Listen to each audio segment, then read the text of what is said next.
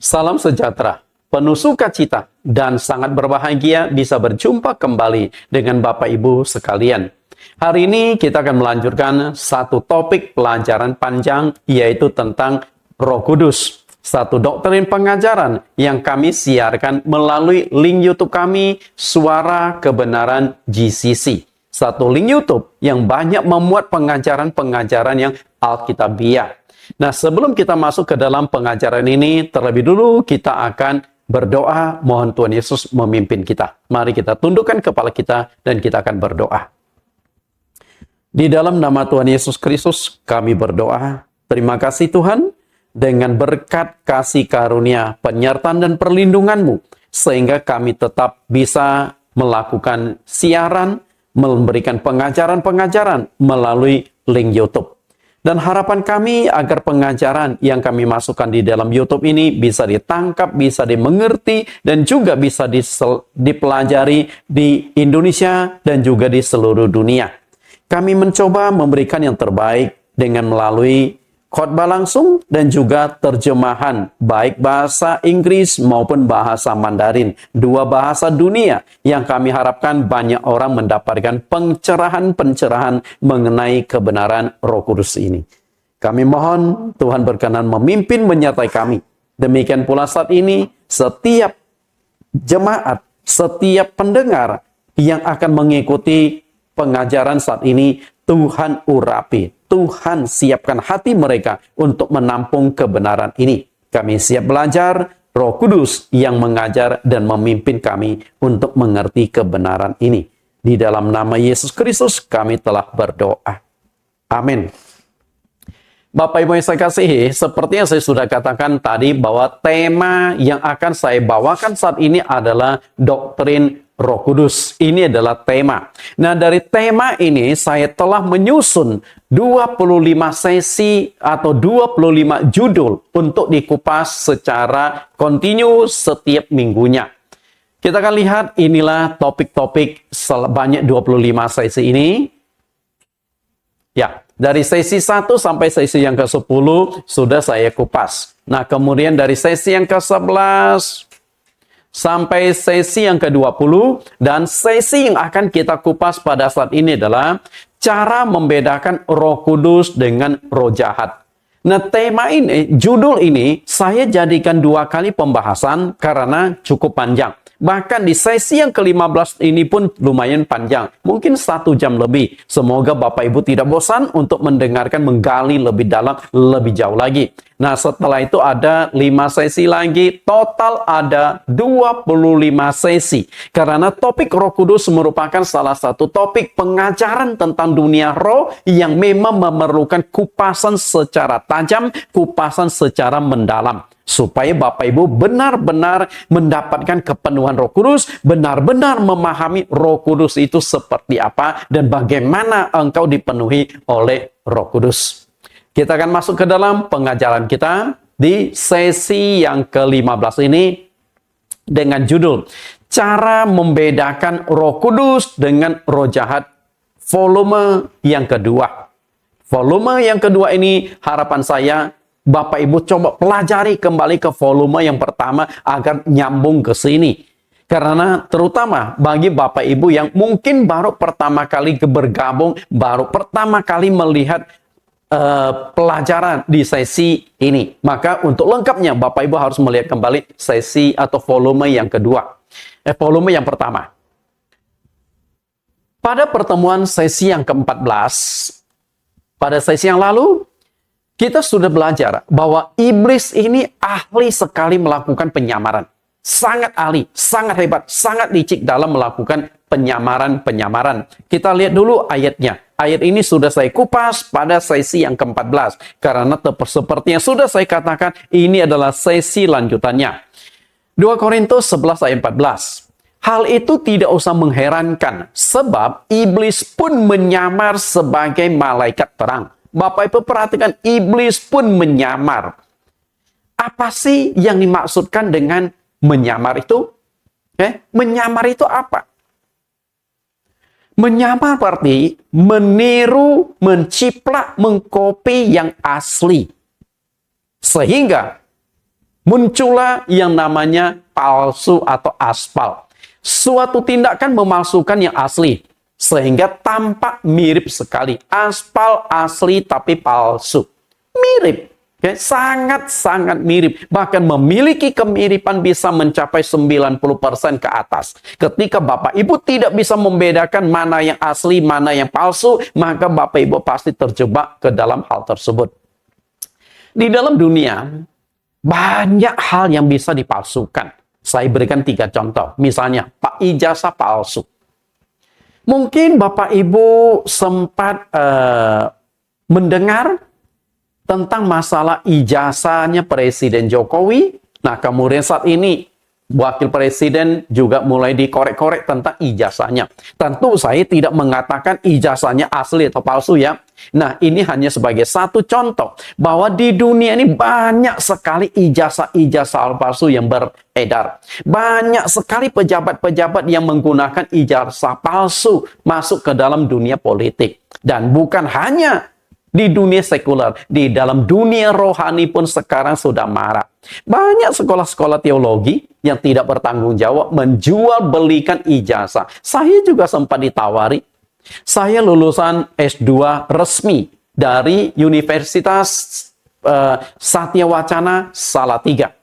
Karena itu saya punya rekan-rekan pelayanan menawarkan, bahkan ada rektor sekolah teologi menawarkan, Pak Nathan, you kan suka pengajaran-pengajaran, you mau nggak dapat gelar S3? Saya kemudian iseng-iseng saya tanya, loh syaratnya apa? Oh, you cukup bayar saja 15 juta. Anda nggak usah kuliah, Anda tidak usah membuat kalau skripsi, kemudian tesis, satu lagi itu saya lupain. Untuk S3. Okay? Anda tidak usah membuat itu. Nanti ada tim yang akan buat. Anda tinggal bayar 1-2 kali hadir di kampus, ada foto Anda sedang ikut kuliah, selesai. Begitu gampangnya Bapak Ibu. Dikatakan asli, ya nggak asli karena memang saya tidak ikut kuliah. Sedangkan dikatakan palsu, juga susah dikatakan palsu karena dikeluarkan oleh lembaga pendidikan. Nah, ini yang menjadi persoalan. Karena itu banyak rekan-rekan saya yang ingin punya gelar akhirnya membeli ijazah palsu. Asli dia pendidikannya itu hanya lulusan SMA. Tapi tahu-tahu sudah S1, nggak lama S2, tahu-tahu S3. Inilah yang terjadi. Lalu, uang.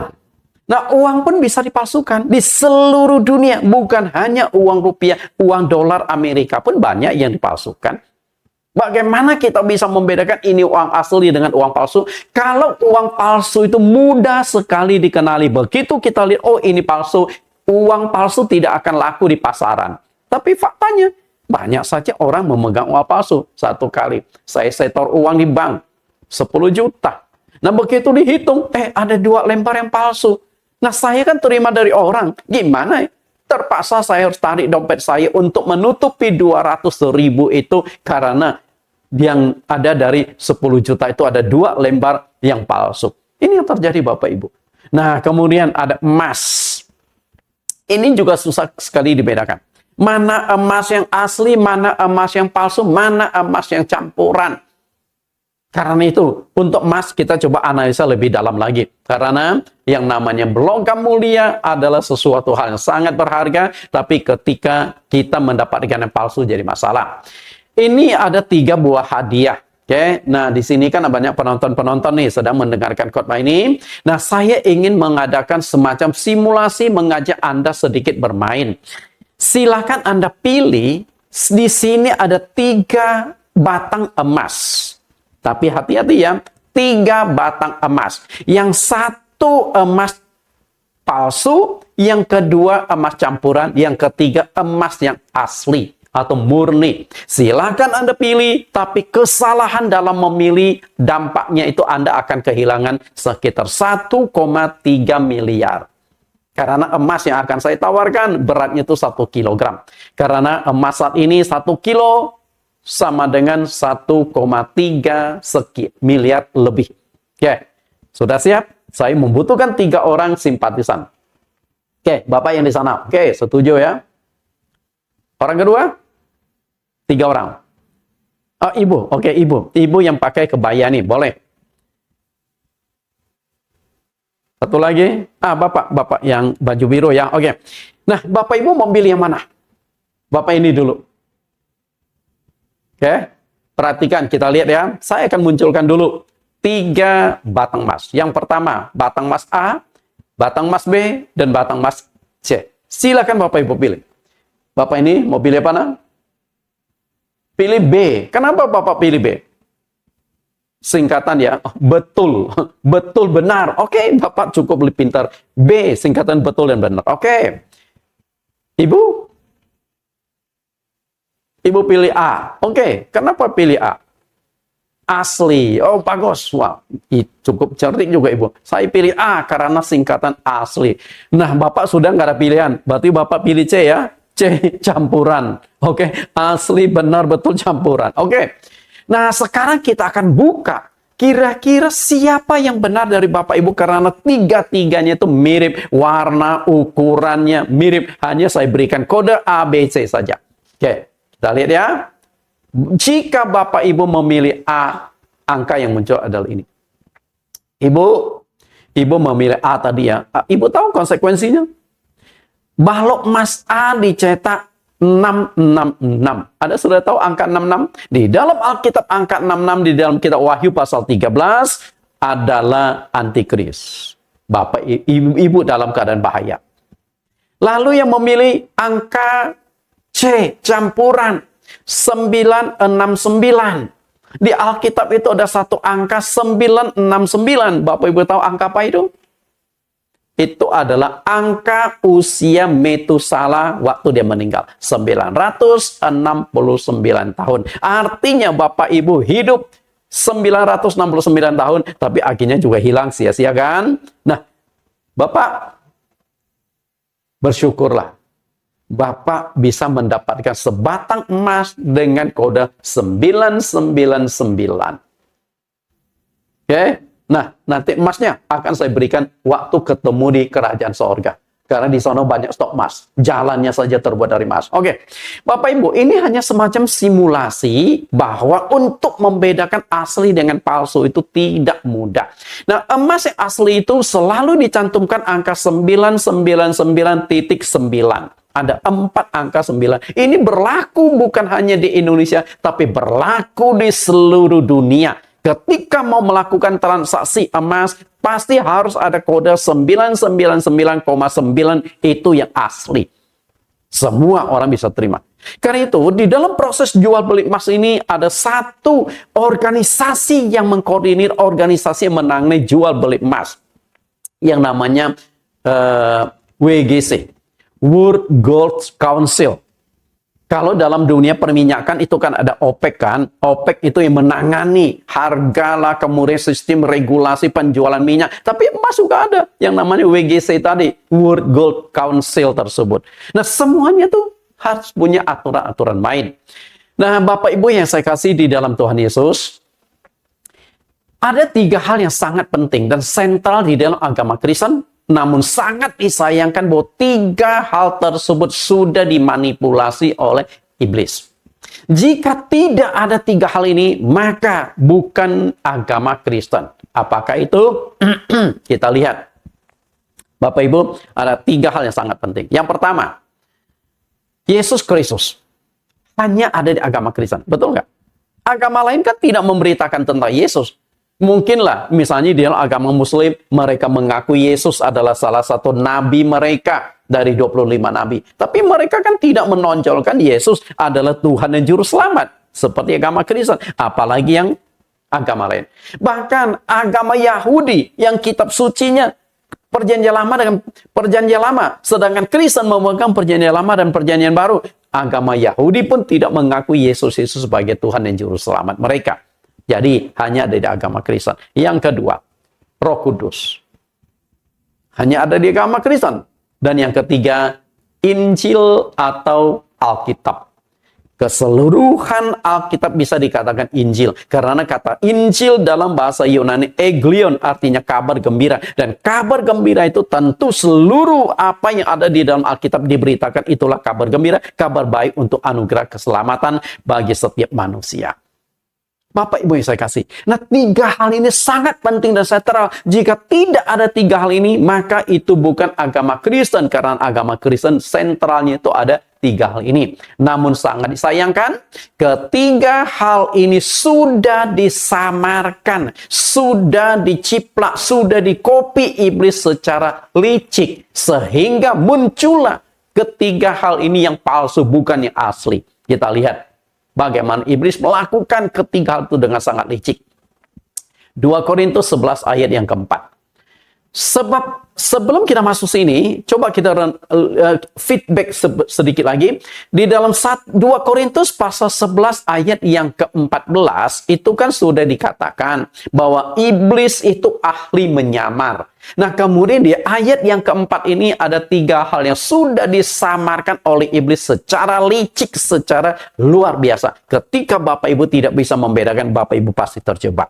Kita akan baca dulu ayat ini. Sebab kamu sabar saja jika ada seorang datang memberitakan Yesus yang lain daripada yang telah kami beritakan, atau memberikan kepada kamu roh yang lain daripada yang telah kamu terima, atau Injil yang lain daripada yang telah kamu terima. Kita analisa. Yang pertama, Yesus yang lain. Yesus asli hanya satu, tapi ada Yesus yang lain. Nah, ini adalah Yesus hasil ciplakan, hasil samaran iblis. Lalu roh yang lain. Roh Kudus hanya satu, tapi iblis akan memunculkan roh yang lain, roh hasil samarannya sehingga muncul seperti Roh Kudus yang asli. Lalu yang ketiga ada Injil yang lain. Oke, 3 hal ini sangat penting. Bapak Ibu, apa dan siapakah yang dimaksudkan dengan Yesus yang lain, roh yang lain, dan Injil yang lain? Apa sebenarnya itu? Ketika kita mau kupas akan panjang lebar, karena itu saya tidak akan kupas Yesus yang lain dan Injil yang lain. Yang akan saya jadikan kupasan pada saat ini sesuai dengan pelajaran kita adalah tentang roh yang lain. Supaya tidak melebar kemana-mana. Karena hanya bagian menjelaskan tentang roh yang lain saja, saya memerlukan waktu 1 jam lebih untuk menyingkapkannya. Apalagi kalau saya harus menjelaskan Yesus yang lain itu siapa, kemudian Injil lain itu seperti apa. Nah, itu akan saya kupas pada sesi yang lain. Yang manakah Roh Kudus yang dari Tuhan? Perhatikan, merpati adalah simbol atau lambang dari Roh Kudus. Nah, saya munculkan 2 ekor merpati di sini yang sedang membayang-bayang. Nah, mana Roh Kudus yang asli? Mana merpati yang asli? Apakah Anda bisa membedakan?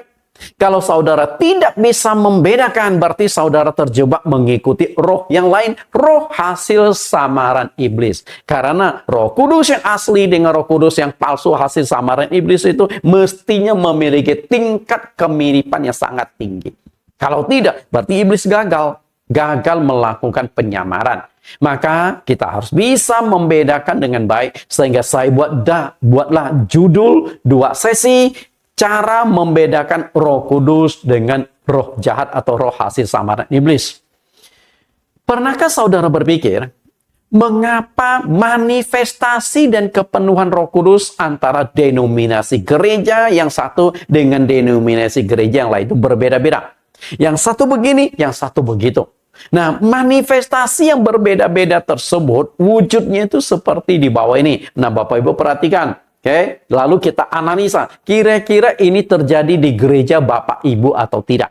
Nah, kalau terjadi di gereja Bapak Ibu, gejala-gejala atau manifestasi-manifestasi seperti ini, mungkin Bapak Ibu harus menggali ulang mengikuti pelajaran hari ini. Supaya bisa membedakan mana yang asli, mana yang palsu. Kita lihat dulu.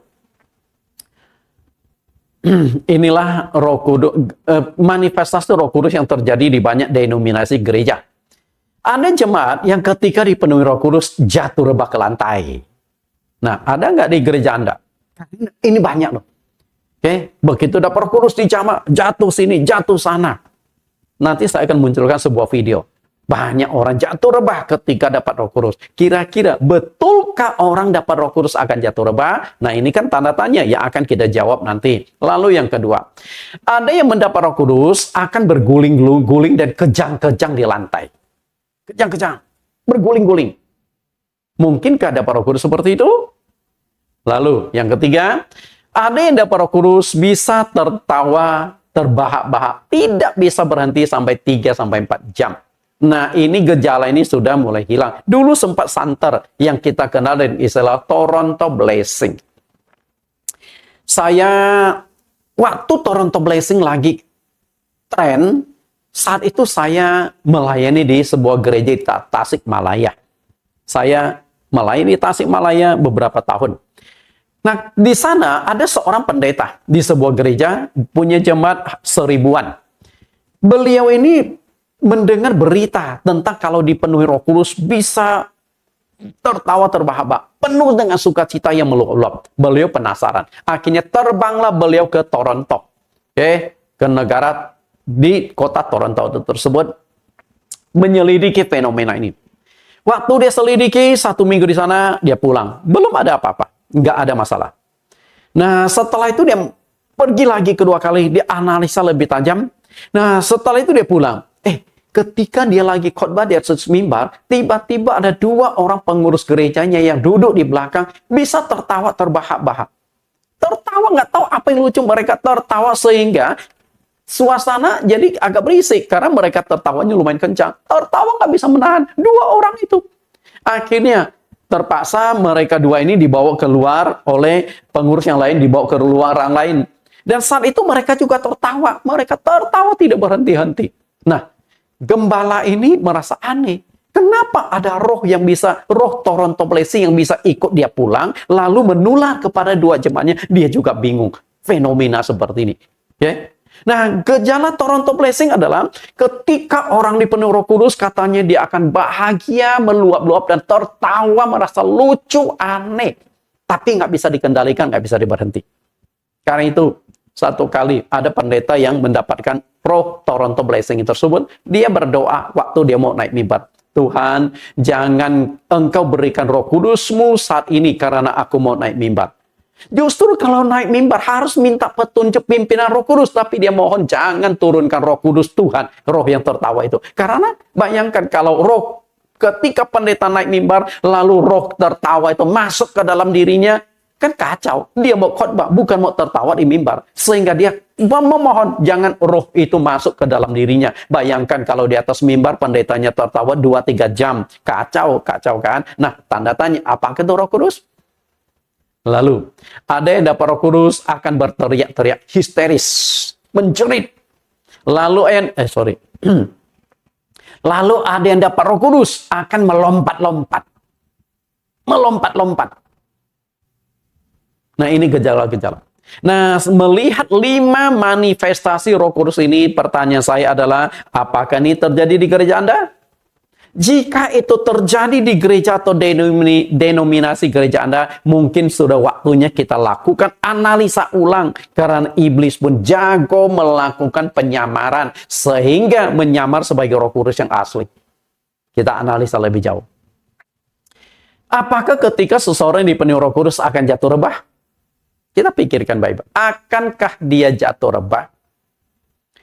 Jika Roh Kudus itu membuat orang jatuh rebah, berarti membuat orang itu telah kehilangan kesadarannya. Betul dong? Kalau Anda sadar sepenuhnya, lalu Anda merebahkan diri, itu kan konyol. Pasti Anda saat itu mungkin ditumpangi tangan oleh pendeta, Anda kehilangan kesadaran sejak jatuh rebah.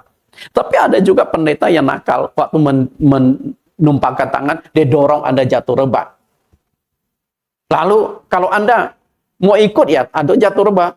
Dan aneh juga orang yang jatuh rebah itu merasa hebat karena dia diurapi oleh Roh Kudus. Padahal belum tentu. Sedangkan Alkitab itu menjelaskan bahwa manifestasi Roh Kudus itu sangat tertib dan teratur. Ketika jatuh rebah, apakah itu masih tertib? Apakah masih teratur? Karena itu menurut saya, orang yang jatuh rebah ketika dipenuhi Roh Kudus bukan Roh Kudus yang asli. Mohon maaf Bapak Ibu ya, bagi gereja-gereja yang dipenuhi Roh Kudus, jatuh reba. Demikian pula pendeta-pendeta yang bisa membuat banyak orang jatuh reba. Anda jangan bangga dulu. Analisa ulang, betulkah itu Roh Kudus?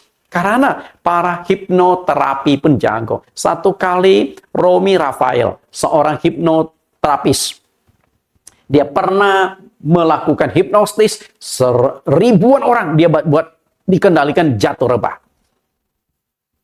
Kalau gitu, pendeta aja kalah. Kita akan nonton sebuah cuplikan video. Oke? Kita akan nonton sebuah cuplikan video manifestasi Roh Kudus yang terjadi di salah satu gereja di Afrika. Mungkin video ini sekitar 7 menit ya. Kita perhatikan baik-baik. Setelah itu kita akan analisa.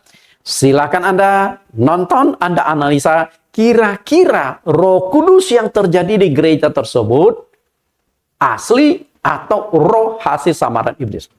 Karena yang hadir di dalam gereja itu ribuan orang. Banyak sekali. Bahkan banyak saya lihat juga pendeta-pendeta hadir di sana. Oke, mari kita saksikan video ini. Kita tayang sejenak.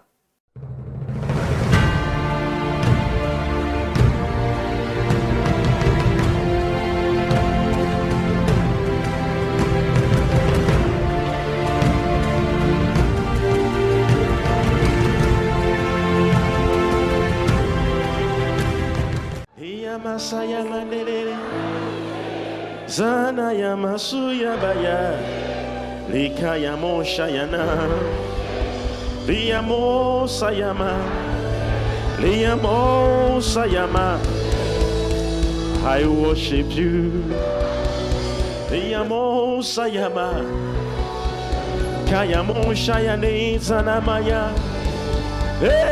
yama Yamo shayama siyaba Reka yamo sayamo Reta yamo sayaba yamandi yababa Re yamo neremo sayama Rika yamo sayama Rita yama seyebosh Rika maso yamo shayaba Re yama so yaba Lamo sayamo sa Mosayamo, Mosayamo, Lea Masaya Derebo Shayabaya Manes, Rifo Yamoski Yabaya, Lakayamo Sayama, Kayamo Sayama, Lea Masayaba, Eyamo Shayama, Kayama Derebo Sayabayaba, Rekayamo Sayamanes, Rekayamo Sayama. La yamasi yamani yamada. La yamasayaba. Sing in other tongues. Parabasete yababa. Rakatate. Ribo sayanos. Makaya manerebo sayaba. Reyamo sayaba. Reyamo sayaba. Reyamo sayaba. Rekaya rekaya rekaya. Kayabo santerebos. Ranayamo sayabaya, Rikaya de sayamosha, Rinderemo sayaba, Rikayamo sayaba, Eramo sayaba, Eyamo sayama terebo shayaba, Kayamosa, Kayabaya, Yerebo satayabaya.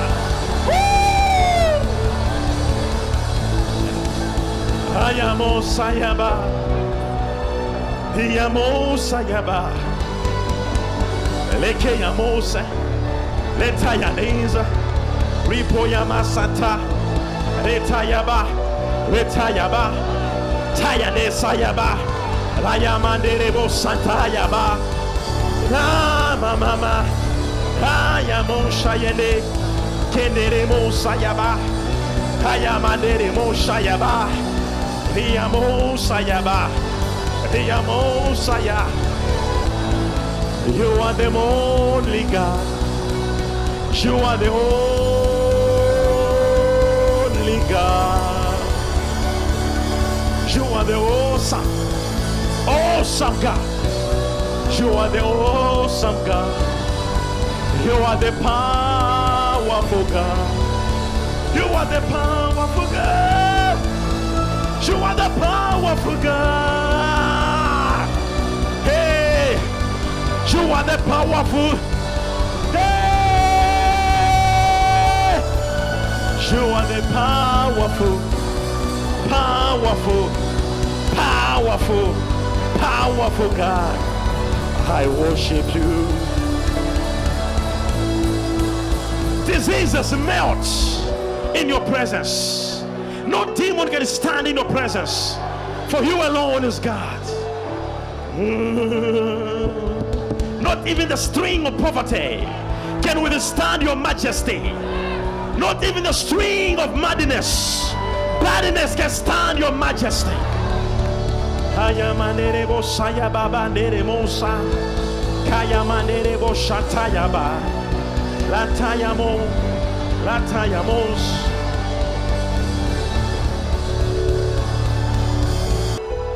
Hayamayamasiya badara, kayanaramo sayaba, layamanderebo sayaba yabaya, la la la. Keyamo sayama, keyamo sayama, la mo sayama, hayama sayanoja, kama yama liyama siyabada, riyama neremo sayama, riyama sakaya moja,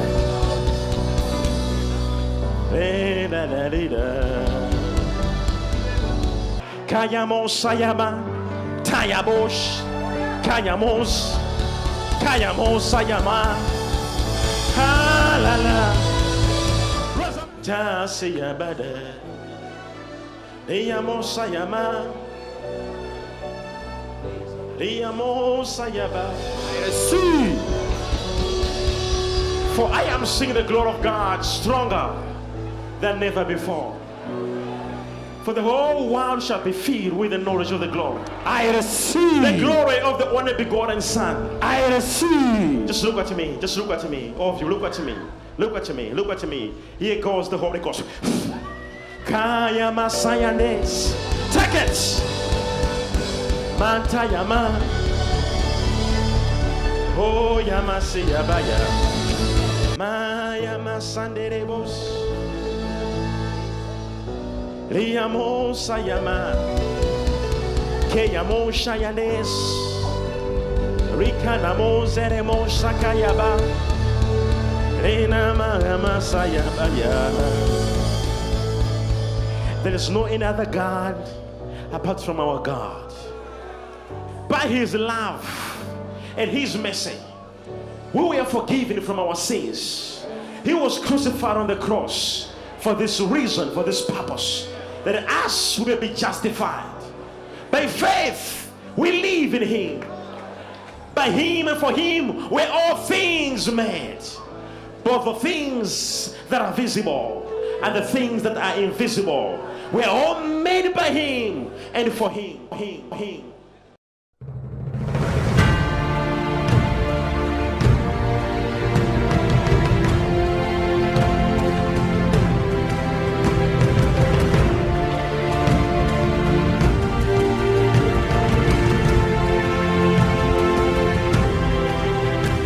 Nah, Bapak Ibu, kita sudah melihat cuplikan video pekerjaan Roh Kudus, manifestasi Roh Kudus yang terjadi di Afrika. Nah, yang menjadi pertanyaan kita sekarang adalah, betulkah itu Roh Kudus yang asli atau itu roh hasil samaran iblis yang masuk ke dalam gereja karena para hamba Tuhan tidak bisa membedakan dengan baik? Satu hal yang ingin saya katakan kepada Bapak Ibu adalah, tidak ada bukti atau catatan di Alkitab bahwa orang dipenuhi Roh Kudus akan jatuh rebah. Nggak ada bukti atau catatan.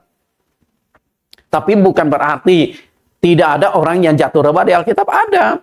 Karena itu, ada hamba Tuhan yang mengambil contoh kasus Saulus jatuh rebah ketika dia dipenuhi Roh Kudus. Saya beberapa kali berdebat dengan pendeta-pendeta, dan pendeta itu mengatakan, ada buktinya. Di Alkitab kalau dipenuhi Roh Kudus jatuh rebah. Nah, salah satu kasus yang diambil adalah Roh Kudus ketika menjamah Saulus, Saulus jatuh rebah. Kita akan coba analisa. Apakah benar Saulus itu jatuh rebah waktu dipenuhi Roh Kudus? Kita coba analisa secara tajam, Bapak. Betulkah Saulus jatuh rebah waktu dipenuhi Roh Kudus? Kita lihat di dalam Kisah Rasul, kita analisa ya. Cermati dengan baik, benarkah waktu jatuh rebah Saulus waktu itu dipenuhi Roh Kudus? Kita lihat dulu ayatnya. Kisah Rasul 9 ayat 3 sampai 4. Dalam perjalanannya ke Damsyik, ketika ia sudah dekat kota itu, tiba-tiba cahaya memancar dari langit mengelilingi dia. Ia rebah ke tanah dan kedengaranlah olehnya suatu suara yang berkata kepadanya, Saulus, Saulus, mengapakah engkau menganiaya aku?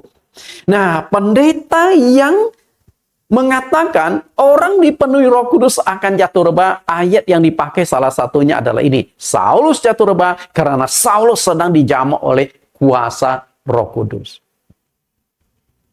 Menurut Bapak Ibu bagaimana? Memang jatuh rebah Bapak Ibu. Apalagi setelah ada sinar yang sangat terang dari Tuhan. Saat jatuh rebah, perlu diketahui, Saulus saat itu statusnya itu belum menjadi pengikut Yesus. Okay? Belum menjadi pengikut Yesus. Dan dia masih sebagai orang yang berdosa. Sehingga ketika Saulus jatuh rebah, dia saat itu masih posisi sebagai orang berdosa. Orang yang belum bertobat, orang yang belum terima Yesus. Nah, mungkinkah itu Roh Kudus yang asli yang membuat dia jatuh rebah? Bapak Ibu yang saya kasih, atau itu hanya suatu keteguran dari Tuhan kepada dia? Betulkah saat itu Saulus dipenuhi Roh Kudus atau tidak? Atau masih dalam proses penyucian dosa dia? Bapak Ibu yang saya kasih, Saulus itu seorang yang sangat kejam. Banyak melakukan siksaan, banyak melakukan penganiayaan, banyak memenjarakan orang Kristen, banyak juga melakukan pembunuhan-pembunuhan atas nama agama Yudaisme yang dia bela. Salah satu diaken yang dibunuh dan Saulus setuju dengan pembunuhan tersebut. Bahkan dia yang menjaga pakaian-pakaian para algojo yang membunuh diaken tersebut adalah diaken Stefanus. Jadi Stefanus dibunuh atas persetujuan Saulus. Dan Saulus punya pengaruh. Mungkin dia termasuk salah satu dari 70 tua-tua yang disebut Sanhedrin itu. Bapak Ibu, jika ayat ini dijadikan acuan untuk membuktikan Saulus jatuh rebah di zaman Roh Kudus, ini menurut saya tafsiran yang ngawur atau keliru. Saat ini Saulus belum dipenuhi Roh Kudus. Saat dia jatuh rebah, Saulus belum dipenuhi Roh Kudus. Itu Anda harus pegang dulu. Bagaimana kita buktikan? Kita lihat. Perlu dianalisa secara tajam sejak kapan sebenarnya Saulus itu dipenuhi Roh Kudus. Kita harus urutan waktu.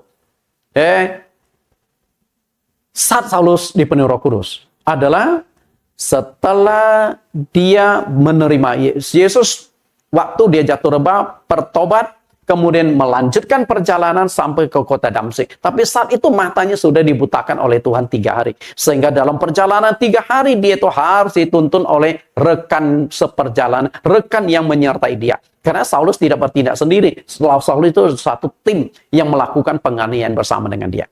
Sampailah ke kota Damsyik. Lalu sampai di kota Damsyik, Allah mengutus seorang hambanya bernama Ananias untuk bertemu dengan Saulus, dan ketika bertemu Saul lalu menumpangkan tangan di atas Saulus, dan saat itulah baru dia dipenuhi Roh Kudus. Kita lihat dulu dasar ayatnya. Ayat yang ke-9, ayat pasal 9 ayat yang ke-17. Lalu pergilah Ananias ke situ dan masuk ke rumah itu. Ia menumpangkan tangannya atas Saulus, katanya, Saulus, saudaraku, Tuhan Yesus yang telah menampakkan diri kepadamu di jalan yang engkau lalui telah menyuruh aku kepadamu supaya engkau dapat melihat lagi dan penuh dengan Roh Kudus. Nah, saat inilah Saulus baru dipenuhi Roh Kudus. Ketika Ananias menumpangkan tangannya atas Saulus, saat itulah dipenuhi Roh Kudus. Berarti ketika dia jatuh rebah, Saulus itu belum dipenuhi Roh Kudus. Karena itu Anda tidak boleh mengatakan orang dipenuhi Roh Kudus akan jatuh rebah. Salah alamat, salah tafsir. Karena tidak ada bukti bahwa orang dipenuhi Roh Kudus itu akan jatuh rebah. Kondisi Saulus waktu jatuh rebah pun masih sadar dan panca inderanya pun masih berfungsi dengan normal. Saya tidak pernah alami jatuh rebah. Saya dipenuhi Roh Kudus ketika tahun 1990. Jadi puluhan tahun saya sudah dipenuhi Roh Kudus, saya berbahasa roh, dan saya belum pernah jatuh rebah sekalipun. Sadar sepenuhnya. Karena itu, ketika Saulus jatuh rebah, sebenarnya panca inderanya juga masih berfungsi normal.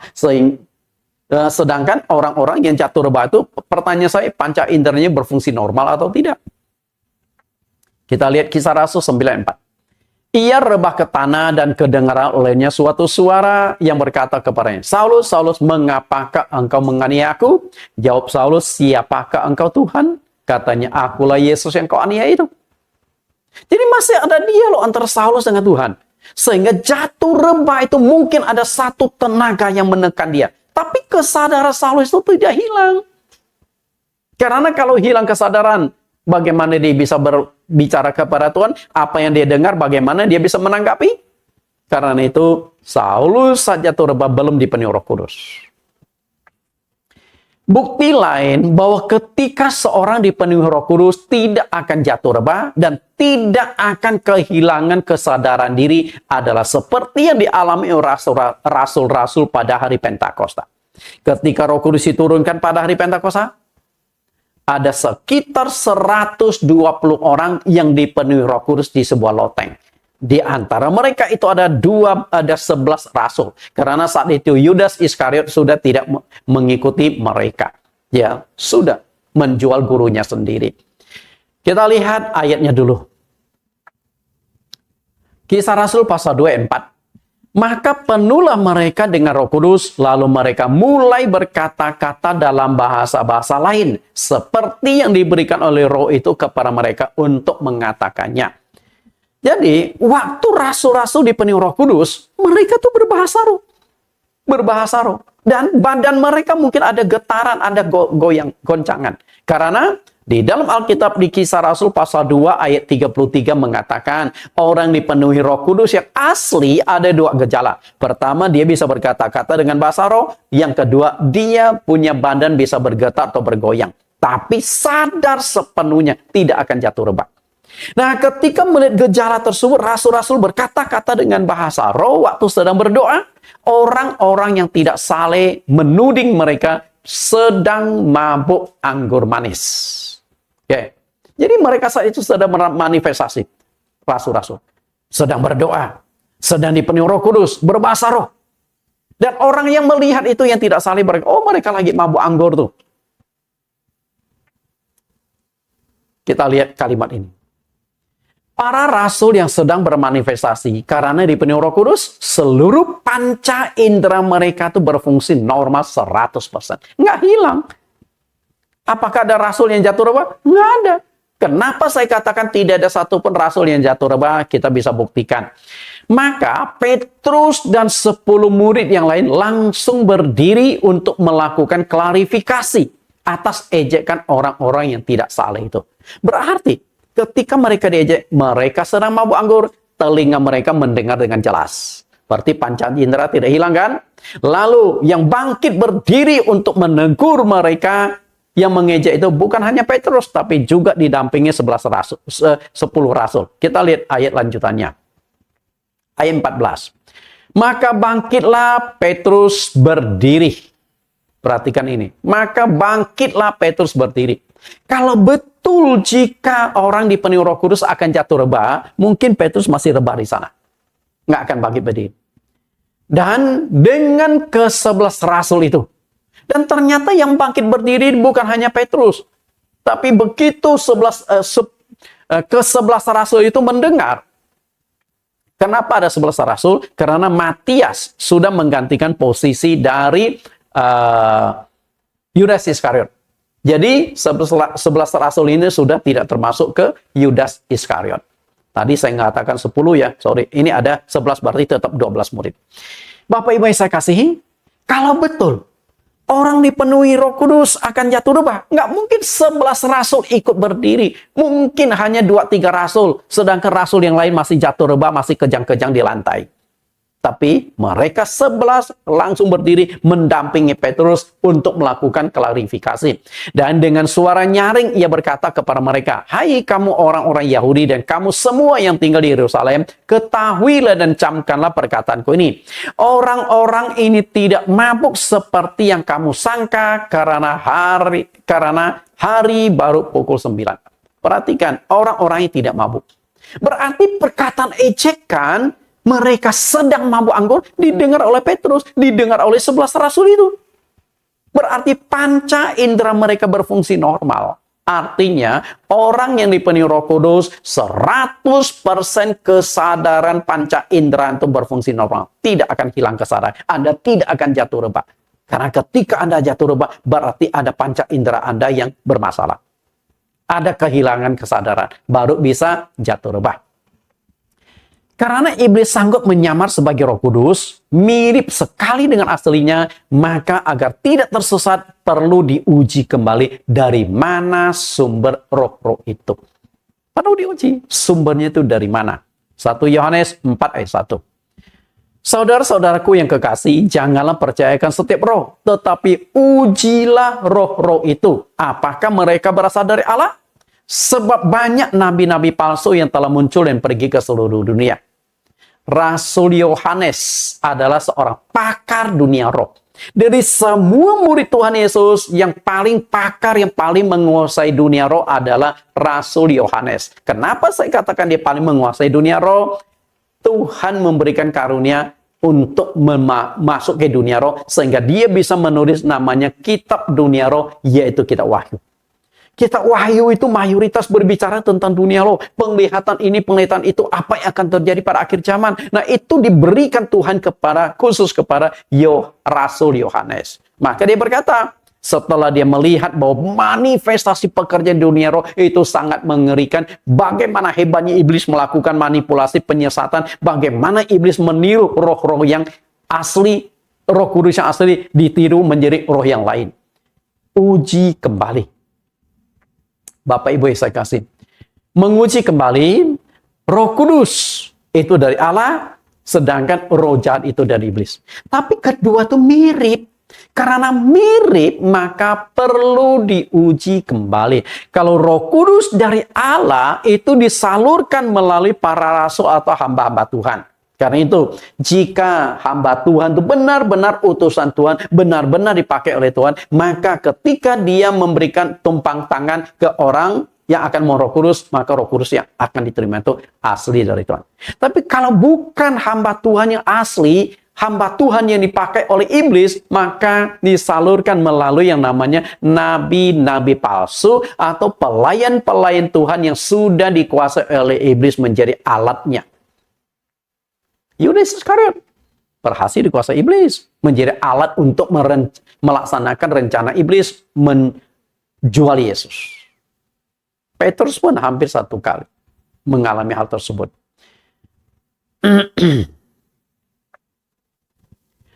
Karena sangat mirip, iblis melakukan penyamaran, maka satu-satunya solusi untuk membedakan kedua macam roh itu adalah harus diuji. Bagaimana cara mengujinya, Bapak Ibu? Nah, ini yang paling penting. Jika Allah menyuruh kita untuk menguji, apakah Roh Kudus ini dari Tuhan atau bukan, pasti Tuhan juga sudah memberikan cara untuk menguji. Kan nggak mungkin dan tidak lucu. Tuhan berkata, ujilah roh-roh itu. Jangan kamu sembarang percaya, jangan kamu sembarang menerima roh-roh itu. Uji kembali. Lalu Tuhan tidak kasih cara mengujinya. Ini kan jadi aneh. Ketika Tuhan suruh uji, pasti Tuhan sudah memberikan cara untuk mengujinya. Masalahnya adalah Anda bisa nggak menguji atau tidak. Mengerti nggak cara mengujinya? Kalau nggak, ya sudah. Bapak Ibu yang saya kasih, kita lihat cara pengujian. Butuh ketelitian untuk bisa membedakan Roh Kudus yang asli dengan Roh Kudus yang palsu. Nah, Bapak Ibu pernah nggak melakukan permainan untuk mencari gambar ini? Di mana perbedaan asli dengan palsu? Perhatikan gambar yang di sebelah kiri saya, itu gambar yang asli. Kemudian gambar yang sebelah kanan saya adalah gambar yang telah dipalsukan. Nah, Bapak Ibu coba cari di mana perbedaannya asli dengan palsu. Karena sekilas lihat itu sama. Oke, saya membutuhkan tanggapan dari Bapak Ibu lagi. Ya, silakan. Oh, ada yang mengatakan ekornya. Oke. Sudah ketemu? Ada berapa perbedaan? Oke, untuk menghemat waktu, kita coba ya. Perhatikan baik-baik, yang asli dengan palsu. Yang asli adalah sebelah kiri saya, yang kanan adalah yang dipalsukan. Mirip, tapi beda. Perhatikan baik-baik, awannya. Yang satu hadap barat, yang satu hadap timur. Kemudian, letak batunya. Kemudian, ekor dari kucingnya. Yang satu asli panjang, yang ini jadi pendek. Kemudian, letak kancing celana orang ini. Yang asli nggak ada kancingnya, yang ini ada. Kemudian, jubahnya yang ditiup angin di belakangnya. Kalau yang ini tegak lurus, yang ini ada lengkungan. Oke, tulisan Totons. Nah, di sini ada yang asli tidak ada S, yang palsu ada S-nya. Hidungnya, perhatikan hidungnya. Yang satu lurus, yang satu ada lekukan. Kemudian, rambutnya ada perbedaan.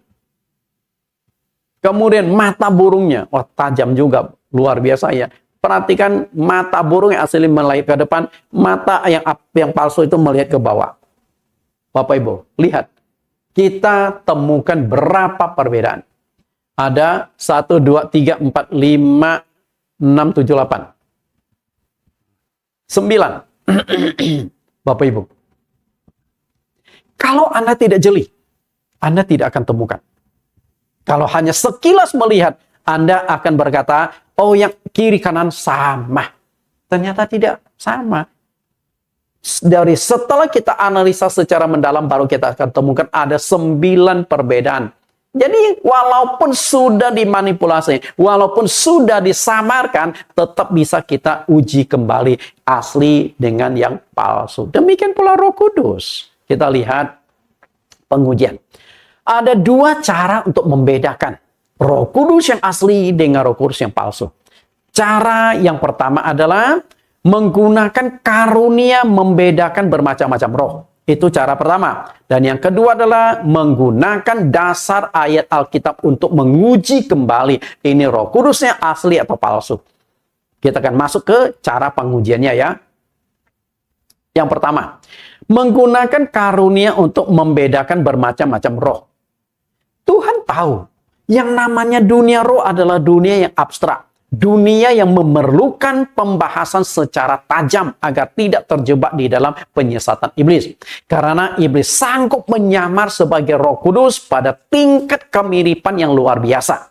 Maka Allah telah antisipasi dengan cara mengaruniakan atau memberikan kelengkapan kepada gereja untuk menguji roh-roh itu. Itu karunia. Dan tidak semua orang punya karunia itu. Kita lihat dulu dasar ayatnya. 1 Korintus pasal 12 ayat 10. Kepada yang seorang roh memberikan kuasa untuk mengadakan mujizat. Kepada yang lain ia memberikan karunia untuk bernubuat. Kepada yang lain ia lagi ia memberikan karunia untuk membedakan bermacam-macam roh. Kepada yang seorang ia memberikan karunia untuk berkata-kata dengan bahasa roh. Dan kepada yang lain ia memberikan karunia untuk menafsirkan bahasa roh. Ayat 12 ini kan semua itu pekerjaan Roh Kudus. Mengadakan mujizat. Semua itu harus diuji kembali dengan cara harus ada hamba Tuhan atau seorang yang memiliki talenta atau karunia membedakan macam-macam pekerjaan roh. Jadi jangan terjebak melihat ada tanda heran mujizat Anda berkata itu dari Tuhan. Enggak. Banyak mujizat-mujizat yang dilakukan oleh setan-setan. Banyak mujizat yang dilakukan oleh nabi-nabi palsu. Tuhan Yesus sudah berulang kali ingatkan bahwa nabi palsu sanggup melakukan mujizat yang sangat-sangat dahsyat. Dan itu tujuan untuk melakukan penyesatan. Anda bisa baca di Matius pasal 24, ayat 4 sampai ayat yang kelima. Kemudian ayat 23 sampai 24. Iblis sanggup melakukan tanda heran dan mujizat secara luar biasa. Karena itu jangan terkecoh. ada pendeta yang bisa lakukan mujizat dahsyat, ada wah dari Tuhan. Belum tentu, uji kembali.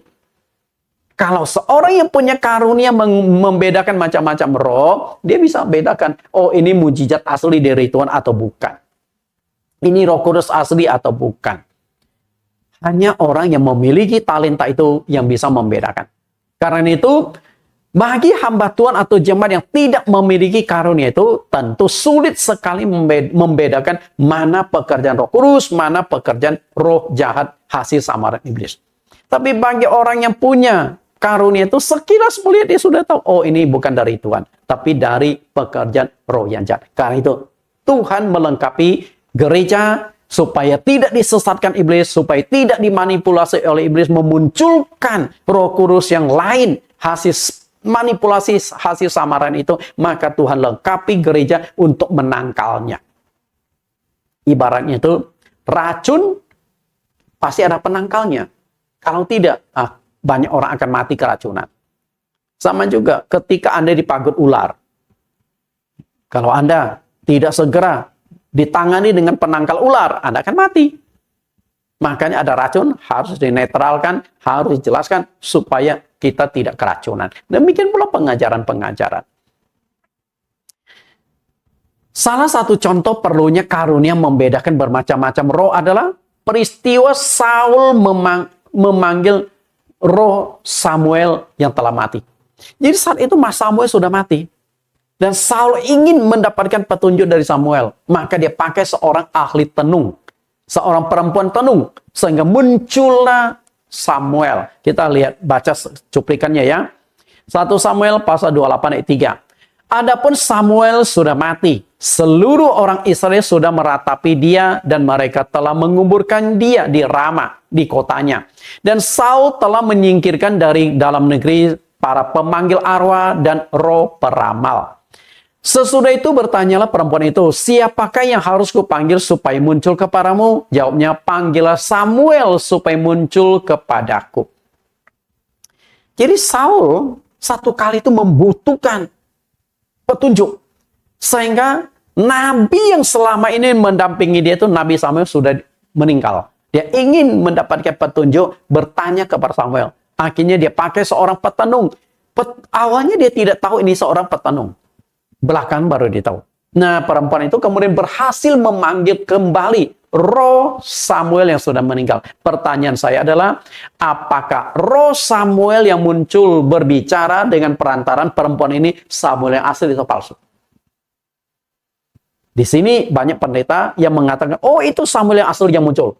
Ada sebagian mengatakan, oh Samuel yang palsu yang muncul. Nah, disinilah karunia membedakan macam-macam roh dibutuhkan untuk diuji kembali.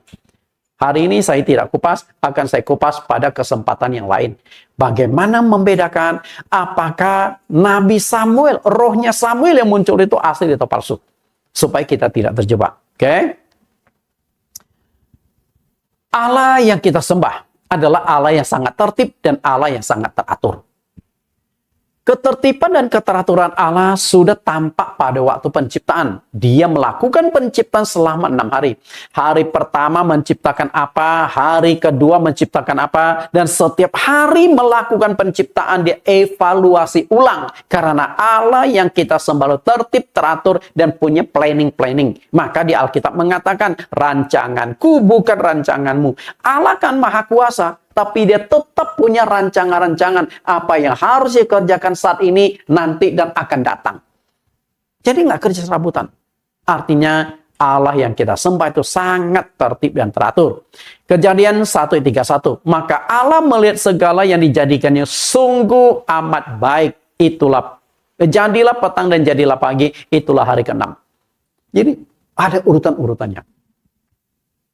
Artinya Allah kita tertib. Perlu saudara ketahui, manifestasi Roh Kudus itu tidak akan kacau. Seperti yang kita lihat dari video tadi. Manifestasi Roh Kudus itu tertib dan teratur. Sebab Allah tidak menghendaki terjadinya kekacauan. Kita lihat dulu dasar ayatnya. Bahwa pekerjaan Roh Kudus itu pasti tertib dan teratur. Karena itu manifestasi Roh Kudus sangat tertib teratur. 1 Korintus pasal 14 ayat 32-33. Karunia nabi takluk kepada nabi-nabi. Ayat 33, sebab Allah tidak menghendaki kekacauan, tetapi damai sejahtera. Ketika dipenuhi Roh Kudus, jatuh rebah, tumbang sini, tumbang sana, seperti yang terjadi di gereja Anda, seperti yang kita lihat di video tadi, apakah itu tertib? Apakah itu tenang? Lalu kita lihat di ayat yang lain. 1 Korintus 14 ayat 39-40. Karena itu, saudara-saudaraku, usahakanlah dirimu untuk memperoleh karunia untuk bernubuat. Dan janganlah melarang orang yang berkata-kata dengan bahasa roh. Tetapi segala sesuatu harus berlangsung dengan sopan dan teratur. Sopan dan teratur. Bapak Ibu, gereja yang ketika manifestasi Roh Kudus jatuh rebah, salah satu yang disiapkan ketika memohon kepada Roh Kudus adalah kain hitam. Ya, atau kain lah. Untuk apa? Karena banyak wanita ketika jatuh rebah, roknya itu tersingkap. Sehingga celana dalamnya itu kelihatan. Sehingga perlu ditutupi. Itu sopan nggak? Teratur nggak? Sehingga laki-laki yang ada di sana bisa melihat celana dalam dari wanita. Sopan nggak? Nggak sopan. Nah, wanita yang jatuh rebah tersebut, ketika celana dalamnya kelihatan, dia sadar nggak? Nggak sadar. Apakah itu Roh Kudus? Saya katakan bukan. Tapi ada roh yang bekerja di sana, yang membuat mereka jatuh rebah, yang membuat mereka tidak sadar. Ada roh yang lain yang bekerja. Tapi itu bukan Roh Kudus. Karena pekerjaan Roh Kudus tidak akan seperti itu. Dia tertib, teratur, sopan. Artinya, ketika engkau dipenuhi Roh Kudus, 100% kesadaran Anda itu tidak hilang. Tapi Anda bisa berkata-kata dengan bahasa roh. Kita lihat perbedaan mencoloknya. Roh Kudus dari Allah dan roh lain hasil samaran iblis. Perbandingkan ya, karena intinya ada di sini. Roh Kudus dari Allah tidak akan menguasai orang itu. Sebaliknya, roh yang hasil samaran iblis menguasai orang itu. Jadi ketika saya dipenuhi Roh Kudus, Nathan ya tetap Nathan. Anda bertanya, siapa nama Bapak? Saya akan katakan Nathan Jurnawan. Tapi ketika roh lain yang masuk ke dalam tubuh saya, nah, tergantung roh apa. Kalau rohnya Son Gokong, saya akan berkata, roh Son Gokong. Lalu saya akan bertindak seperti Son Gokong. Lompat sini, lompat sana, garuk sini, garuk sana. Kalau roh yang masuk adalah rohnya buaya, lalu saya akan menjalar di tanah, bergerak seperti seekor buaya. Itu dia. Menguasai. Roh Kudus dari Tuhan tidak akan membuat orang kehilangan kesadaran. Artinya panca indera berfungsi normal. Sedangkan roh hasil samaran iblis akan membuat orang kehilangan kesadaran. Panca inderanya tidak bisa berfungsi dengan baik. Sehingga tidak bisa menguasai diri. Bagaimana dia bisa menguasai diri? Histeris, lompat-lompat, berguling-guling ke tanah. Artinya sudah kehilangan penguasaan diri. Ketika Anda sudah kehilangan penguasaan diri, berarti sudah kacau. Sudah tidak tertib lagi. Roh Kudus dari Tuhan tidak akan membuat jatuh rebah, karena saya tidak menemukan ada ayat Alkitab ketika dipenuhi Roh Kudus akan jatuh rebah. Kecuali salah tafsir. Kemudian kalau Roh Kudus pekerjaan dari roh jahat itu akan jatuh rebah, kejang-kejang di lantai, baju terbuka, tidak sopan, celana dalam kelihatan, itu pekerjaan roh yang lain. Kemudian pekerjaan Roh Kudus itu tertib dan teratur dan sopan, sedangkan pekerjaan roh jahat itu kacau, tidak tertib dan tidak sopan. Maka disebut roh jahat, roh najis. Yang lain najis kan kotor. Kemudian ketika engkau dipenuhi Roh Kudus, hatimu akan sukacita dan terhibur. Karena Roh Kudus disebut roh penghibur. Nah, kalau Roh Kudus yang masuk asli, engkau akan dapat hiburan, dapat sukacita, damai, sejahtera, ketenangan. Sedangkan kalau roh yang lain masuk itu akan membuat hatimu sedih, cemas, dan ketakutan. Ada orang setelah dipenuhi Roh Kudus malah ketakutan, menyendiri. Apakah itu Roh Kudus asli? Bukan. Nah, dari perbandingan sini, mesti Anda sudah bisa membedakan mana Roh Kudus yang asli, mana yang tidak asli. Yang kedua, menggunakan dasar ayat Alkitab untuk menguji roh-roh itu. Kita baca dulu ayat ini tentang menguji roh. Saya akan bacakan ada beberapa ayat. 1 Yohanes 4 ayat 1. Saudara-saudaraku yang kekasih, janganlah percaya akan setiap roh, tetapi ujilah roh-roh itu. Apakah mereka berasal dari Allah? Sebab banyak nabi-nabi palsu yang telah muncul dan pergi ke seluruh dunia. Perhatikan di sini. Ujilah roh-roh itu. Rasul Yohanes sudah ingatkan, jangan percaya akan setiap roh, tapi uji. Kenapa harus diuji? Karena memiliki tingkat kemiripan yang sangat tinggi. Kalau Anda tidak bisa menguji, Anda akan sangka ini Roh Kudus, padahal itu roh jahat, roh hasil samaran dari iblis. Nah, di sini diberikan 3 cara pengujian. Kita lihat cara yang pertama, kedua, dan 3.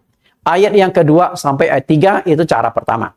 Demikianlah kita mengenal roh Allah. Setiap orang yang mengaku bahwa Yesus Kristus telah datang sebagai manusia berasal dari Allah. Dan setiap orang setiap roh yang tidak mengaku Yesus tidak berasal dari Allah, roh itu adalah roh antikristus. Dan tentang dia kamu telah dengar bahwa ia akan datang dan sekarang ini ia sudah ada di dalam dunia. Cara pengujian yang kedua. Ayat 4 dan 5. Kamu berasal dari Allah, anak-anakku, dan kamu telah mengalahkan nabi-nabi palsu itu. Sebab roh yang ada di dalam kamu lebih besar daripada roh yang ada di dalam dunia. Karena mereka berasal dari dunia, sebab itu mereka berbicara tentang hal-hal duniawi dan dunia mendengarkan mereka. Dan cara pengujian yang terakhir, ayat 6. Kami berasal dari Allah. Barang siapa mengenal Allah, ia mendengarkan kami. Barang siapa tidak berasal dari Allah, ia tidak mendengarkan kami. Itulah tandanya roh kebenaran dan roh yang menyesatkan. Bapak Ibu, ini ada 3 pengujian. Apakah Roh Kudus yang ada itu dari Allah atau tidak? Pengujian cara pertama kan karunia. Yang kedua itu dengan dasar ayat Alkitab. Nah, dengan menggunakan dasar Alkitab itu ada 3 cara pengujian. Nah, kita lihat cara pengujian itu. Yang pertama, lihat kembali 1 Yohanes pasal 4 ayat 2 dan 3. Ini sudah saya bacakan, jadi saya tidak baca ulang. Tapi saya akan memberikan penekanan di sini. Apakah sinode gereja atau hamba Tuhan itu percaya dan mengakui bahwa Yesus Kristus adalah Allah yang menjadi manusia?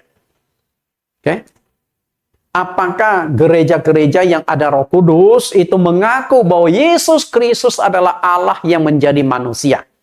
Nah, kalau mereka tidak mengakui, tidak mau terima, maka itu bukan Roh Kudus yang asli. Ada. Salah satunya adalah, maaf kata, terpaksa saya harus agak tajam, saksi Yehova. Saksi Yehova tidak mengakui Yesus itu adalah Allah yang menjadi manusia. Yahweh, Allah. Yesus itu hanya manusia ciptaan yang sempurna, diciptakan. Nah, sehingga kalau ada Roh Kudus yang bekerja di sana, menjadi tanda tanya besar. Betulkah Roh Kudus yang di sana itu dari Tuhan? Sementara dia tidak mengakui Yesus sebagai Tuhan? Nah, ujian pertama ini, masih banyak gereja yang akan lolos. Mayoritas gereja akan lolos. Maka dibutuhkan tingkat ujian yang kedua. Akan ruang lingkupnya semakin sempit. Lihat ayat 4 dan ayat yang kelima. Perhatikan ayat 4 dan ayat 5, ujian yang kedua. Kira-kira isi khotbah atau firman atau ajaran yang disampaikan kepada jemaat di gereja itu mana lebih banyak porsinya? Menyampaikan hal-hal duniawi atau hal-hal surgawi? Karena itu, jika ada gereja yang pendetanya khotbah tentang perpuluhan melulu, khotbah tentang kesembuhan melulu, mujizat melulu, berkat melulu, itu hal-hal duniawi. Bukan berarti kita nggak membutuhkan berkat, mujizat, karena butuh. Tapi itu bukan areanya, porsinya terlalu banyak. Sedangkan khotbah tentang surga itu nggak ada. Coba lihat gereja Bapak Ibu. Berkat melulu yang khotbah. Bagaimana engkau diberkati? Bagaimana engkau menjadi sukses? Teori kemakmuran. Karena itu, jika ada gereja yang mengatakan Roh Kudus kami asli, sementara menganut teori kemakmuran sangat kental, berkat melulu yang dibahas, tanda tanya, betul ke Roh Kudusnya? Kalau hanya mengejar berkat, nggak usah percaya Yesus, nggak usah pergi ke gereja, ke Gunung Kawi saja. Di sana juga ada roh yang bekerja, tapi bukan Roh Kudus. Kalau hanya mengejar berkat, kesembuhan penyakit dan sebagainya, nggak usah percaya Yesus pun. Sudah oke kok. Emangnya orang-orang yang tidak percaya Tuhan Yesus miskin-miskin, penyakitan? Enggak kan? Banyak juga pendeta setelah sakit, masuknya ke rumah sakit. Karena itu, kalau hanya ingin dapatkan kesembuhan, ingin jadi orang kaya, ateis pun banyak yang kaya-kaya, badan mereka sehat, mereka sakit, tinggal masuk rumah sakit untuk diobati. Tidak salah kita khotbahkan tentang berkat, kesembuhan, mujizat. Tidak salah. Tapi porsinya. Porsinya itu jangan terlalu dominan. Kita mau menuntun jemaat ke sorga. Khotbahkan tentang sorga, keselamatan, dan sebagainya. Karena coba Bapak perhatikan khotbah saya. Kebanyakan itu saya menuntun orang ke sorga. Bukan menuntun orang mencintai dunia. Bagaimana berhasil di dunia. Bagaimana sukses di dunia. Enggak. Dunia ini hanya sementara. Dunia akan kita tinggalkan. Sesuatu yang akan kita tinggalkan. Jangan terlalu banyak kita habiskan waktu, tenaga untuk mendapatkannya. Karena akan hilang, akan sia-sia kosong. Tapi ujian yang kedua masih banyak akan lolos. Nah, dibutuhkan ujian yang terakhir. Kayaknya ini susah lolos. Jadi perhatikan grafik ini. Menuju ke sorga. Tahap pertama banyak yang akan lolos. Tahap yang kedua juga masih banyak yang akan lolos. Nah, tahap yang ketiga itu yang mungkin sulit lolos. Oke. Nah, tahap yang ketiga. Tahap yang ketiga itu saya katakan mustahil akan lolos. Karena tahap yang ketiga akan menentukan Roh Kudus yang diterima di gereja itu asli atau palsu. Roh Kudus yang diterima di gereja itu sama nggak dengan Roh Kudus di hari Pentakosta. Kita lihat ujian yang ketiga. Ujian yang ketiga saya katakan mungkin 90% lebih gereja akan rontok. Berarti Roh Kudusnya itu menjadi tanda tanya. Kita lihat ujian 3. Perhatikan kalimat ini. Saya akan bacakan ulang karena hanya satu ayat. Kami berasal dari Allah. Barang siapa mengenal Allah, ia mendengarkan kami. Barang siapa tidak berasal dari Allah, ia tidak mendengarkan kami. Itulah tandanya roh kebenaran dan roh yang menyesatkan. Perhatikan kami 3 kali ditekankan isi. Kami ini apa? Bapak Ibu yang saya kasih. Kata kami itu ditekankan 3 kali dalam satu ayat. Dalam penulisan kitab suci, ketika sebuah ayat itu atau sebuah kalimat diulang-ulang, berarti mohon perhatian. Ini sangat-sangat penting.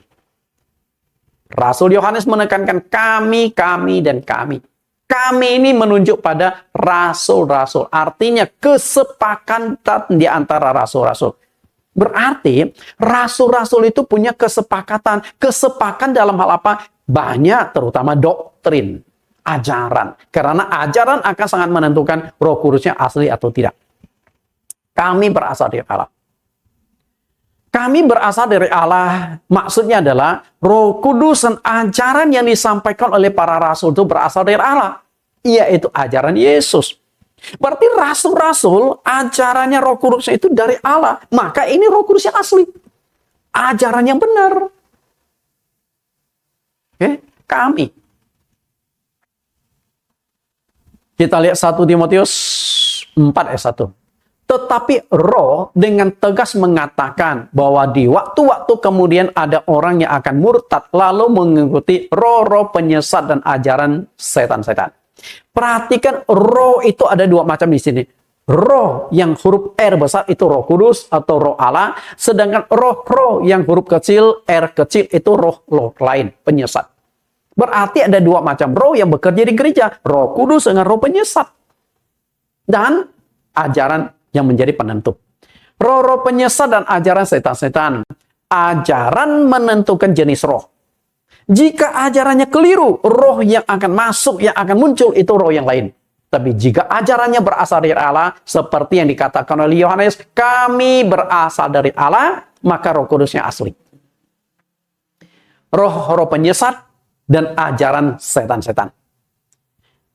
Roh setiap ajaran ada saja pengikutnya. Karena apa? Ada roh lain yang bekerja di dalam setiap ajaran. Maka ketika ada satu ajaran, ada yang mengikuti karena ada roh yang bekerja. Ajaran sesat, walaupun sesat tetap saja banyak yang ikut. Saya tahu kok banyak ajaran sesat, tapi umatnya banyak sekali. Karena ada roh penyesat yang bekerja di balik itu. Ada kekuatan yang membuat mereka tuh terpesona, yang membuat mereka tuh menjadi pengikutnya. Munculnya gereja setan, sudah tahu jelas-jelas gereja setan. Bukan gereja Tuhan, tapi pengikutnya di seluruh dunia banyak. Kenapa? Karena roh yang bekerja secara luar biasa yang mengikat mereka, membentuk persatuan di antara mereka sehingga ikatan mereka sangat kuat. Ada roh yang lain bekerja, tapi bukan Roh Kudus.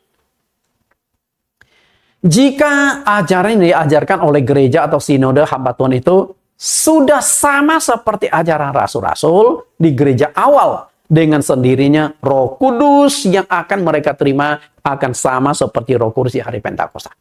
Pertanyaan saya adalah, apakah ajaran gerejamu masih sama dengan ajaran gereja rasul-rasul? Jika ajaran di gereja Anda sudah beda dengan ajaran rasul-rasul, berarti rohnya itu sama. Perhatikan kata sama seperti kita dalam ayat berikut ini. Kisah Rasul 10:47.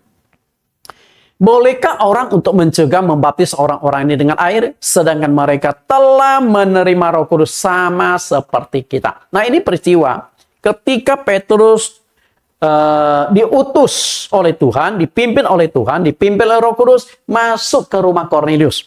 Dan di sana Kornelius sudah mengumpulkan banyak sekali orang, teman-teman, sanak famili dan sebagainya. Tapi semuanya itu adalah orang Romawi. Bukan orang Yunani, bukan orang Israel. Semua orang Romawi. Dan Kornelius ini seorang tentara Romawi. Seorang perwira, pangkatnya perwira. Jabatan lumayan tinggi.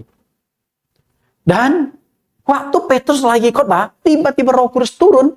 Dan Petrus bisa membedakan ini Roh Kudus yang asli atau palsu. Karena dia sudah punya pengalaman. Sehingga dia berkata, mereka sudah terima Roh Kudus sama seperti kita, Roh Kudus yang kita terima di hari Pentakosta. Sedangkan mereka ini bukan orang Yahudi. Boleh nggak dibaptis mereka ini? Karena dari awal mereka tuh pantang atau tidak berani memberitakan Injil kepada bangsa lain selain bangsa Yahudi sendiri. Maksudnya adalah Roh Kudus yang diterima oleh orang-orang Romawi ketika Petrus berkhotbah di rumah Kornelius itu sama persis seperti yang diterima oleh 120 orang di hari Pentakosta. Sama.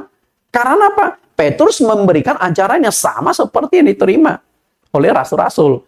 Karena ajaran itu sama, maka Roh Kudus sama. Kecuali kalau yang khotbah saat itu bukan Petrus, tapi orang lain, ya bukan rasul-rasul. Mungkin Roh Kudus, kalau andai kata ada roh yang lain, bukan Roh Kudus. Tapi karena ajarannya sama, Roh Kudusnya akan sama. Gereja milik Tuhan Yesus adalah gereja awal yang berdiri karena Roh Kudus yang diturunkan pada hari Pentakosta. Sewaktu Yesus masih bersama dengan murid-muridnya, Tuhan Yesus pernah mengatakan, Aku akan mendirikan jemaatku dan alam maut tidak akan menguasainya. Artinya, Yesus sudah berkata kepada murid-muridnya bahwa dia akan mendirikan gereja. Dan gereja Tuhan berdiri ketika Roh Kudus diturunkan pada hari Pentakosta.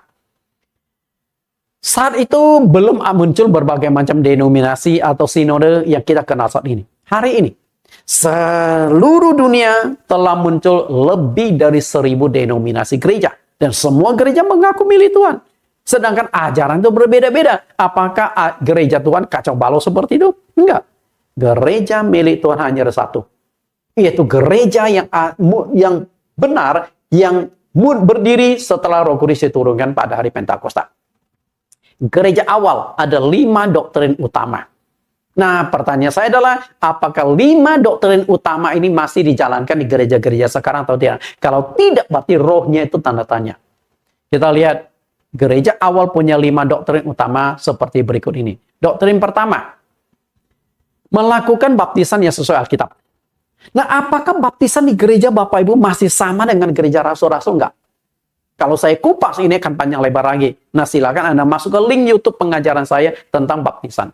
Di Suara Kebenaran GCC, atau ada satu lagi link YouTube kami, Bible Teaching Ministry. Nah, itu sudah saya masukkan tentang topik baptisan air. Sehingga Anda bisa membedakan mana baptisan air yang sesuai Alkitab dan tidak sesuai Alkitab. Mana baptisan, contoh baptisan rasul-rasul seperti apa. Topik baptisan ada 10 sesi atau 10 episode. Kalau saya jelaskan di sini akan panjang lebar. Kemudian yang kedua, gereja awal masih melakukan perjamuan kudus. Kira-kira perjamuan kudus Bapak Ibu masih sama nggak dengan perjamuan kudus di gereja rasul-rasul? Rasul-rasul ketika melakukan perjamuan kudus menggunakan roti yang tidak beragi. Dan juga menggunakan sari buah anggur yang tidak difermentasi. Artinya anggur yang mereka pakai belum mengandung alkohol. Masih sama nggak? Nah, untuk topik perjamuan kudus ada 7 sesi. Silakan Anda masuk ke link YouTube itu. Kemudian jemaat harus memohon kepenuhan Roh Kudus. Nah ini gereja rasul sangat mementingkan kepenuhan Roh Kudus. Tapi Roh Kudus, gereja sekarang masih sama enggak? Bagaimana cara jadi penuh Roh Kudus, tanda-tanda Roh Kudus dari Allah.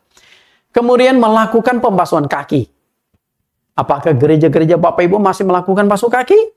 Kemudian yang terakhir, tetap menguduskan hari Sabat sebagai hari ibadah. Karena hari Sabat masuk ke dalam 10 hukum Allah. Dan sekarang gereja-gereja hanya pegang 9 hukum dari 10 hukum Allah. Karena hukum yang keempat, ingat dan kuduskan hari Sabat sudah hilang. Tuhan Yesus sendiri pegang Sabat. Dan hari Sabat tetap akan ada sampai akhir zaman. Tapi sudah dihilangkan. Nah, topik hari Sabat juga panjang. Kalau tidak salah ada 20 sesi. 20 sesi topik hari Sabat saya kupas secara mendalam, kupas secara tajam. Gereja kami, Gereja Jesus Christ Community tetap menguruskan hari Sabat, hari Sabtu sebagai hari ibadah. Karena itu gereja kami percaya Roh Kudusnya sama seperti rasul-rasul. Kenapa demikian? Karena ajaran menentukan roh. Apakah ajaran gereja-gereja hari ini masih sama dengan yang diajarkan oleh murid-murid Tuhan Yesus? Hal ini sangat penting karena sanksinya berupa kutukan. Kita lihat bagaimana Paulus memberikan kutukan. Galatia 1:8. Tetapi sekalipun kami atau seorang malaikat dari sorga memberitakan kepada kamu suatu Injil yang berbeda dengan Injil yang telah kami beritakan kepadamu, terkutuklah dia. Tadi kan ada 3 samaran iblis. Yesus yang lain, Roh Kudus yang lain, dan Injil yang lain. Nah, Paulus tekankan di sini. Masih sama nggak ajaran yang diajarkan gereja sekarang, pendeta sekarang, sama nggak dengan rasul-rasul? Kalau sudah beda, maka mereka akan terkutuk. Kalau terkutuk, bagaimana Roh Kudus masuk ke dalam gereja yang sudah terkutuk? Orang yang memberitakan ajaran yang berbeda dengan rasul-rasul terkutuk, orang yang menerima pun ada di bawah kutukan. Bagaimana Roh Kudus bekerja di gereja seperti itu? Karena ajarannya sudah berbeda dengan ajaran rasul-rasul. Karena itu, kembalilah ke gereja rasul-rasul. 5 doktrin utama. Kalau engkau ingin Roh Kudus yang turun itu Roh Kudus yang asli, kembali ke gereja awal. Kalau gereja awal itu ajarannya sesuai Alkitab. Karena saat itu belum muncul macam-macam denominasi. Kita lihat kembali. Baptisan perjamuan kudus penuh Roh Kudus. Apakah 3 doktrin ini masih sama dengan ajaran rasul-rasul atau tidak? Perlu diuji kembali. Kemudian yang hilang adalah basuh kaki dan hari Sabat. Hilang. Kita lihat basuh kaki. Basuh kaki adalah perintah Tuhan Yesus. Yohanes 13:14 sampai 15. Jadi, jikalau aku membasuh kakimu, aku yang adalah Tuhan dan gurumu, maka kamu pun wajib saling membasuh kakimu. Sebab aku telah memberikan suatu teladan kepada kamu, supaya kamu juga berbuat sama seperti yang telah kuperbuat kepadamu. Perintah enggak? Basuh kaki itu perintah enggak? Perintah kan? Tapi kenapa hilang dari gereja Anda? Padahal gereja awal masih melakukan pembasuhan kaki. Enggak hilang. Kita lihat, membasuh kaki saudara-saudara seiman. 1 Timotius 5:10. Saya tidak tahu siapa dan kapan basuh kaki itu dihilangkan dari gereja-gereja. Karena ketika saya masuk ke dalam Kristen, sudah tidak ada basuh kaki. Kalaupun masih ada, hanya tinggal 5% denominasi yang lakukan basuh kaki. Saya bersyukur ketika saya masuk ke sebuah gereja yang ajarannya menitik beratkan kembali ke gereja rasul-rasul, di sana ada basuh kaki, dan di sana Roh Kudusnya saya terima di sana. Gereja Yesus Jati. Kemudian, hari Sabat. Doktrin hari Sabat sudah hilang dari gereja-gereja zaman sekarang. Padahal dengan jelas Tuhan ingatkan, jangan dilupakan. Keluaran 20:8, ini isi dari 10 hukum Allah. Hukum yang keempat, ingatlah dan kuduskanlah hari Sabat. 6 hari lamanya engkau akan bekerja dan melakukan segala pekerjaanmu. Ingat dan kuduskan. Sekarang dihilangkan dan dilupakan. Tidak dikuduskan lagi. Bapak Ibu, saya sudah memberikan satu penjelasan yang cukup panjang tentang bagaimana membedakan Roh Kudus yang asli dengan Roh Kudus yang palsu. Kita juga sudah menonton video. Semoga penjelasan saya ini bisa ditangkap dengan baik. Bapak Ibu bisa membedakan Roh Kudus asli dengan Roh Kudus yang palsu. Tuhan Yesus berkati. Kita berdoa. Di dalam nama Tuhan Yesus Kristus kami berdoa, terima kasih Tuhan, pimpinan penyertaan-Mu sehingga kami sudah mengupas sesi yang ke-15. Bagaimana membedakan Roh Kudus yang asli dengan yang palsu, Roh Kudus dari Tuhan dengan Roh Kudus dari setan, hasil penyamaran setan. Semoga paparan ini dapat ditangkap oleh setiap orang yang rindu mencari kebenaran. Dan setiap orang yang setelah mengerti video ini, mereka tonton ulang, dan mereka bisa membagikan kepada orang lain, supaya semakin banyak orang yang disadarkan, dicelikkan, dibukakan, dan disingkapkan, agar terlepas dari manipulasi penyesatan iblis. Sehingga video ini akan mereka bagikan. Diberkatilah mereka, engkau yang membagikan video ini kepada orang lain, supaya makin banyak orang yang terlepas dari jerat penyesatan iblis, sehingga bisa membedakan dengan jelas mana Roh Kudus yang asli dengan Roh Kudus yang palsu. Terima kasih Tuhan. Terus tuntun pimpin kami, supaya topik Roh Kudus dari 25 sesi ini bisa kami selesaikan dengan baik. Di dalam nama Yesus Kristus kami berdoa. Amin. Tuhan Yesus berkati, sampai bertemu di sesi yang ke-16. Bagi Bapak Ibu yang mengikuti sekolah STT online, yaitu Sekolah Tinggi Teologi GCC, singkatan dari Jesus Christ Curriculum. Jadi ini sekolah teologi yang diadakan oleh Sinode Gereja GCC. Setiap sesi pelajaran doktrin itu ada 10 pertanyaan.